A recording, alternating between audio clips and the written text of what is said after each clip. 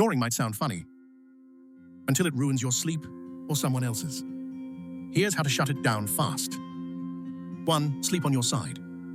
Lying on your back makes your tongue block your throat. And breathe freely. 2. Clear your nose. Use a saline spray or take a hot shower before bed. A blocked nose means louder snores. 3. No alcohol before sleep. It relaxes your throat muscles too much. That's when the snoring kicks in like a chainsaw. 4. Raise your head. Gravity helps keep your airway open. 5. Stay hydrated and maintain a healthy weight. Like this video and subscribe to Reality Glitch for more science-backed life hacks. No fluff, just facts.